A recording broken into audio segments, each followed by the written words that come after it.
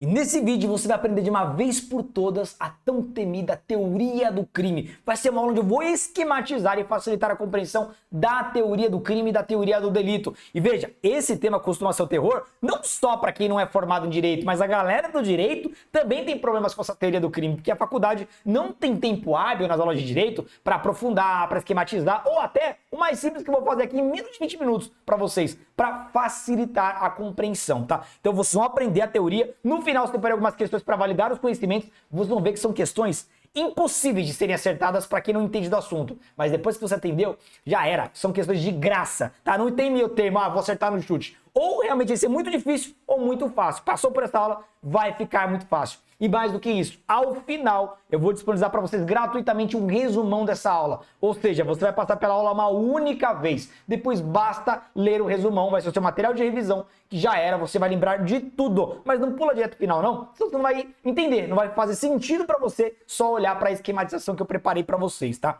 Vamos para algumas noções importantes, porque se você não entende da teoria do crime, você sofre dois grandes riscos. O primeiro risco é simplesmente se esquecer da maior parte dos assuntos da teoria do crime, porque fica tão solto, as ideias não fazem sentido na sua cabeça que você, no longo prazo, acaba se esquecendo.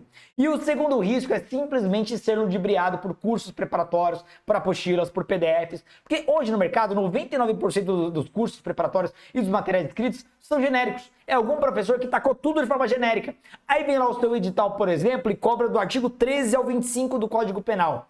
Se você não entende ainda, do 13 ao 25 não é toda a teoria do crime, é só uma parte. E aí vai lá você estudar praticamente tudo, toda a culpabilidade que não cai e outros assuntos. Às vezes o seu edital cobra temas soltos e você não sabe identificar e está estudando muito mais do que deveria. Ou acontece o contrário, cai toda a teoria do crime, só que o seu curso é feito de forma genérica, fragmentada. Então você deixa de estudar aquilo que era importante e aí fica na mão na hora da sua prova. Aí não adianta chorar mais pelo leite derramado, né? Inclusive, até um detalhe importante lá no meu Academia DP, no meu curso para as carreiras de Polícia Civil, eu pessoalmente faço a curadoria. Toda vez que eu pego um edital novo de Polícia Civil, eu pego a parte de direito penal e vejo quais tópicos da teoria do crime cai e eu mesmo coloco lá pro aluno, para ele não correr o risco de dar nada nem para mais e nem para menos. É cirúrgico. Inclusive o link da Academia DP está na descrição. Vamos entender? Vamos lá então para o nosso mapa da teoria do crime. E eu quero que vocês entendam primeiro que a teoria do crime no Brasil, ela foi adotada a teoria tripartite ou tripartida.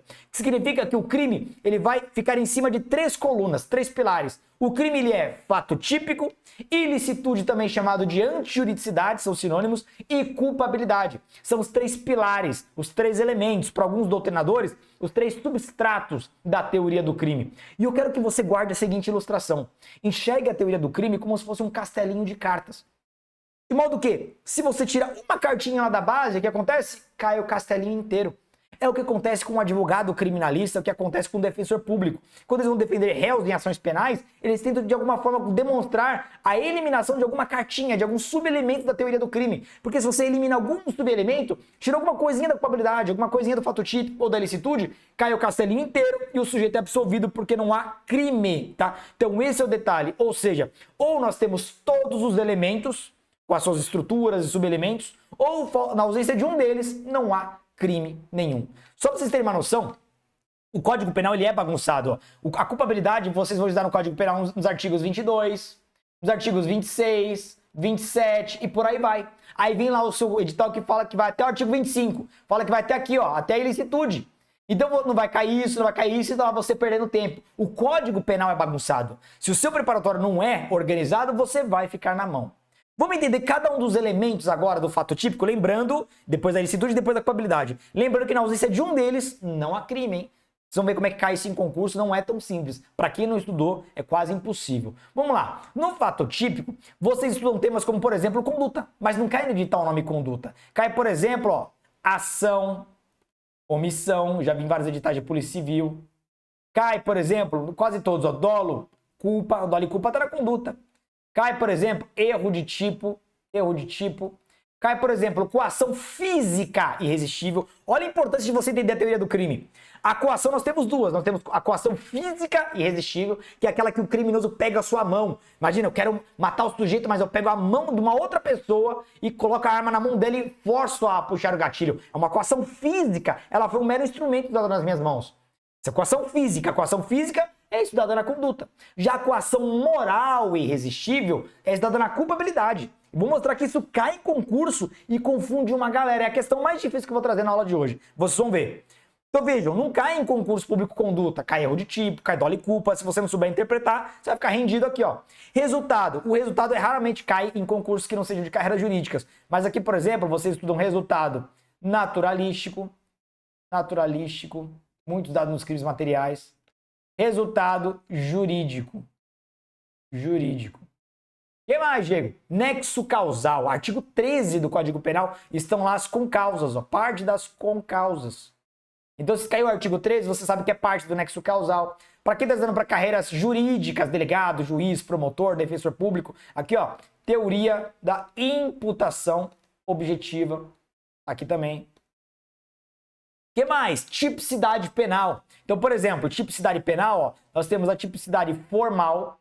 O que é tipicidade formal, Diego? Nada mais é do que o encaixe, o enquadramento entre conduta praticada pelo criminoso e a norma penal. Então o sujeito subtraiu para si coisa alheia móvel, a conduta dele se encaixa no artigo 155, no furto. Essa análise de encaixe é a tipicidade formal. O que mais? Tipicidade material. É na tipicidade material, por exemplo, que nós estudamos o princípio da insignificância. O princípio da insignificância elimina a tipicidade material. Para carreiras jurídicas, teoria da tipicidade conglobante. Vocês estudam aqui, conglobante.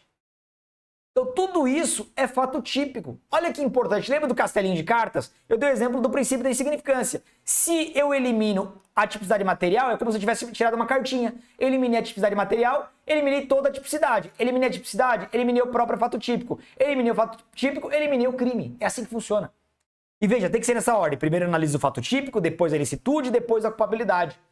Quando eu percebo que há um fato típico, aí eu vou para o campo da ilicitude. E o que é a ilicitude? Ilicitude nada mais é do que a contrariedade entre o fato praticado pelo sujeito e todo o ordenamento jurídico. Então não é importante para fins de concurso estudar os elementos da ilicitude. Não é tão necessário assim. Vou estudar quais são os elementos. Isso é besteira. Você vai analisar tudo aquilo que torna o fato lícito, justificável. Ou seja, você vai estudar as excludentes de ilicitude. Inclusive, uma curiosidade aqui. Quando nós analisamos que um fato é típico e ilícito, nós chamamos essa dupla, fato típico e ilicitude, de injusto penal, tá? Isso já nós vamos ver como isso cai em concurso. Injusto penal. Mas aqui na ilicitude, então nós analisamos o que exclui a ilicitude, que é o estado de necessidade, tá no artigo 24 do Código Penal, legítima defesa, artigo 25 do Código Penal, estrito cumprimento de dever legal e exercício regular de direito, que são no artigo 23. Veja que não tem conceito legal, o conceito é doutrinário, mas estão lá no artigo 23. E uma que é criação da doutrina, mas é admitida pela jurisprudência. O consentimento do ofendido em alguns poucos casos. E aí você analisa toda a ilicitude. No campo da culpabilidade, nós temos 3 elementos e a culpabilidade é o que mais complica. Porque eu vejo muita gente dando toda a culpabilidade, quando na verdade o edital fala só de imputabilidade. Imputabilidade é um dos elementos da culpabilidade. É na imputabilidade que nós analisamos, por exemplo, fatores como menoridade penal, doença mental completa, embriaguez completa acidental, tudo é na imputabilidade. O que mais, Diego? Temos potencial conhecimento sobre a ilicitude do fato. É aqui que você estuda um erro de proibição. Quantas vezes já vi concurseiros estudando erro de tipo e erro de proibição achando que está no mesmo assunto? Não, você está perdendo tempo. Se o seu edital cai só, por exemplo, o fato típico e ilicitude, vai cair só erro de tipo que está lá na conduta. Erro de proibição é tema da culpabilidade. Não perca tempo com um tema tão complexo. Vai queimar seus miolos, só se tiver no seu edital.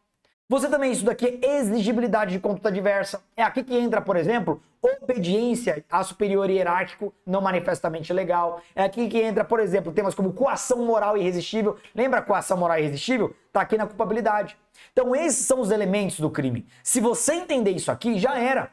Diego, você falou que não precisa copiar, mas dá um tempo para anotar. Não precisa anotar. Eu preparei um resumão para vocês. Só baixar na descrição. Tem um mapa mental e tem na tabela todos os tópicos e subtópicos de cada elemento do crime. Então você pode pegar essa tabela e comparar com o seu edital. Quais pontos aqui do meu edital fala que fala esse? Então isso cai, isso não cai. Você seleciona, você faz o filtro e não vai depender do seu preparatório genérico. Para quem é nosso aluno, nem precisa perder tempo. Você que é meu aluno do Academia DP ou do Elite DP, não precisa, porque eu já faço isso nos filtros. Eu pessoalmente faço em cada um dos editais. Então pode confiar, tá 100%. Mas para você que está estudando gratuitamente pela internet ou de outros preparatórios, eu aconselho fazer para você não perder o seu tempo e não correr o risco de dar coisas para mais e também não correr o risco de dar coisas para menos na hora do seu concurso. Vamos ver como é que isso cai em concurso? Vocês vão perceber que só com esse mapinha vocês acertam questões de concurso público. Olha essa primeira questão. Com referência a fundamentos e noções gerais aplicadas ao direito penal, julgue o próximo item. A partir da teoria tripartida, que é o que o Código Penal adotou, do delito e das opções legislativas adotadas pelo Código Penal, é correto afirmar que o dolo, lembra do dolo? Eu falei lá no nosso esqueminha, hein? O dolo integra a culpabilidade, é isso mesmo? E corrobora a aplicação concreta da pena. Não. Num passado muito distante, o dolo ele pertencia à culpabilidade. Mas hoje, depois da teoria finalista que chegou no Brasil, que é o tema para carreiras jurídicas, o dolo ele foi deslocado para o fato típico. O dolo é elemento estudado lá na conduta, dolo e culpa, tá? Então tá errado, galera, tá errado. O dolo está no fato típico. Com aquele mapinha você acerta. Olha essa próxima questão que eu lembro quando ela surgiu, derrubou todo mundo. Todo mundo. Até para chutar, a galera chutava errado e não entendia o porquê. Olha essa questão, mas vejam, é um abismo aqui. Ou você não estudou nada e vai errar essa questão, ou você assistiu essa aula e ela fica de graça, basta interpretar o texto. Olha o que diz. Durante assalto em uma joalheria, 2 homens armados obrigaram a gerente, olha só, armados, obrigaram a gerente mediante, aqui tá a expressão-chave, mediante grave ameaça. Eles apontaram a arma pra ela, ó. Se não fizer o que eu tô mandando, vai morrer. Grave ameaça. A quê? A abrir o cofre e a acondicionar as joias que estavam guardadas ali em uma mochila. Pegar as joias e colocar na mochila. Que eles levaram consigo na fuga. Com base no caso descrito e no conceito tripartite de crime, assinale a afirmativa correta. Vamos lá. Para você não errar a interpretação. Então, basicamente foi anunciar um crime de roubo, colocaram a arma na cabeça da gerente, falaram, ó, pega as joias, coloca na sacola, senão eu te mato. Só isso. A pergunta que eu faço é, que tipo de coação foi feito? Foi uma coação física? Eles pegaram a mãozinha dela, abriram o cofre, pegaram as joias e colocaram na sacola? Fizeram isso? Não, não foi física. Foi moral, foi psicológica, foi por meio de ameaça, foi por meio do medo. Isso é coação moral. Se fosse coação física, nós estaríamos no fato típico. Como é uma coação moral e irresistível, nós estamos aonde? Na culpabilidade. Elimina aquele elementozinho último, né? A exigibilidade de conduta diversa. E quando você conclui isso, você pode afirmar que o que essa gerente praticou foi um fato típico, ilícito, porém não culpável. A galera não entende isso. Porque a galera acha que a ausência de crime é sinônimo de fato típico. Não. A ausência de fato típico tem como consequência a ausência de crime. Só que a ausência de ilicitude também e a ausência de culpabilidade também. Então você tem que saber quais elementos tem. Na conduta dessa gerente, teve fato típico. Ela agiu com dolo. Claro, ela queria salvar a própria vida, mas ela agiu, ela quis pegar. Ela não estava fora de si. Ela quis pegar aquelas joias e colocar na sacola. Teve ilicitude, foi contrária ao direito. O que não foi culpável, não foi culpável. Então, aqui nós podemos afirmar que ela agiu com fato típico, de forma ilícita, ou seja, um injusto penal, porém não houve culpabilidade. Vamos então para as alternativas, vocês vão ver como dá para matar agora que vocês pegaram a lógica da coisa. Olha só, alternativa A. A cooperação da gerente com os roubadores é um fato penalmente atípico. Tá falando que não houve fato típico. Tá errado, eu acabei de falar, teve fato típico. A maioria foi aqui. Praticamente todo mundo errou essa questão no dia, indo na A. Tá errado, porque eles confundiram fato atípico com ausência de crime por qualquer motivo. Não. Fato atípico é porque só não tem fato típico mesmo. B. Em razão da ameaça, a gerente não agiu com dolo ao colaborar com os roubadores. De novo, não é a ausência de dolo, é uma coação moral e irresistível. Teve dolo sim, o dolo está no fato típico. C. Olha só como muda. A gerente não agiu de forma culpável, ou seja, não teve culpabilidade, apesar de haver cometido um injusto penal. Não falou que ela praticou crime, falou que ela praticou um injusto penal. O que é o injusto penal que eu falei pra vocês? É o fato típico mais a ilicitude. E tá certo. Ela praticou o fato típico, ilícito, porém não culpável. Se você entende do esqueminha que eu fiz pra vocês e consegue interpretar minimamente o texto, dá pra acertar isso aqui. Vamos eliminar as demais, ó. A D. A gerente cometeu um crime de roubo em concurso de agentes, mas é favorecida por uma escusa absolutória. Errado. Aliás, falando de escusas, que é um benefício para os crimes patrimoniais, nem é aplicado aos crimes violentos, né? Então fizeram uma lambança aqui. E a gerente agiu em legítima defesa, ela nem se defendeu. O que ela fez? Razão porque a sua colaboração com os roubadores é justificada. Muitas pessoas foram na legítima defesa no chute mesmo, no chute no escuro, porque acharam que, mas ela pegou o que é do outro, então excluiu a ilicitude, senão ela ia morrer. Não tem nada a ver, não tem nada de elemento de legítima defesa, coisa nenhuma. Olha essa outra questão agora que eu separei para vocês. O conceito analítico de crime, segundo a teoria tripartite, crime é fato típico, antijurídico, culpável e punível. Não. A punibilidade não é elemento do crime, não é coluna, não é substrato do crime, é consequência. Se você pratica o crime, você vai ser punido, mas é mera consequência.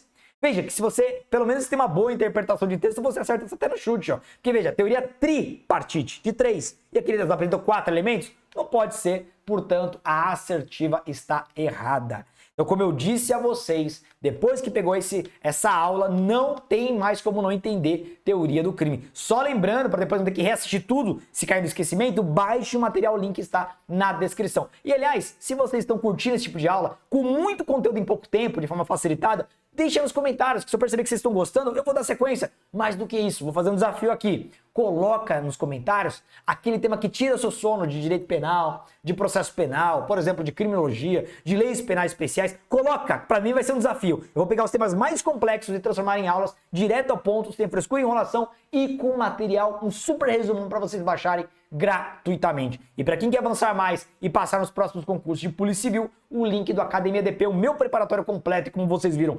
personalizado, o link está na descrição, beleza? Grande abraço, bom dia a todos e até a próxima, valeu!